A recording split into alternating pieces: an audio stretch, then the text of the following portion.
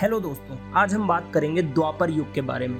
दोस्तों, द्वापर युग का ड्यूरेशन होता है 8,64,000 ह्यूमन ईयर्स का, यानी 8,64,000 मानव वर्ष का।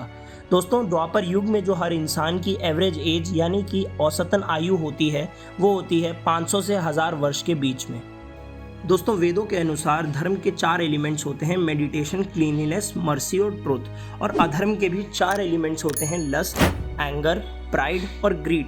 दोस्तों, त्रेता युग में जो धर्म का प्रभाव था वो था 75%, जिसके विपरीत अधर्म का जन्म हो चुका था और उसका प्रभाव था 25%। दोस्तों, द्वापर युग आते आते जो धर्म का प्रभाव था वो 75% से कम होकर हो गया था 50%, और जो अधर्म का प्रभाव था वो हो गया था 25% से बढ़कर 50%। यानी धर्म और अधर्म दोनों एक दूसरे के विपरीत द्वापर युग में बिल्कुल बराबरी से खड़े थे। दोस्तों, सतयुग और त्रेता युग की तुलना में द्वापर युग में लोगों के अंदर से स्पिरिचुअलिटी यानी कि आध्यात्मिक शक्ति कम हो गई थी, जिसके वजह से लोग धन, दौलत, सत्ता, वैभव, यश इन जैसी चीज़ों के पीछे भागने लगे थे। दोस्तों, द्वापर युग में धन, सत्ता और प्रसिद्धि का लोभ यानी कि ग्रीड इतना ज़्यादा बढ़ चुका था कि एक परिवार में ही 2 लोग एक दूसरे के शत्रु होते जा रहे थे, जिसका उदाहरण हमने महाभारत में भी देखा। दोस्तों, द्वापर युग में भगवान विष्णु ने एक अवतार लिया, भगवान कृष्ण का अवतार, जिनको 10 अवतार में से 8वां अवतार बताया जाता है। दोस्तों, द्वापर युग में ही भगवान श्री कृष्ण ने गीता उपदेश दिया।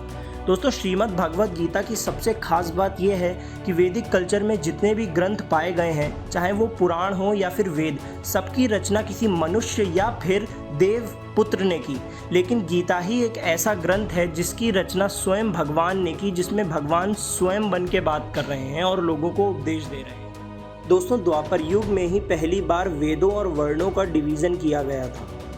श्रीमद् भागवतम पुराण के अनुसार द्वापर युग में भगवान श्री कृष्ण ने कलयुग को लेकर कुछ भविष्यवाणियाँ की, जिसके बारे में मैं आप लोगों को बता देता हूँ। पहली, द्वापर युग में श्री कृष्ण ने कहा था कि कलयुग में धन को ही सर्वोपरि माना जाएगा। यही नहीं, आने वाले समय में किसी व्यक्ति से ज़्यादा उसकी धन संपत्ति को सम्मान दिया जाएगा।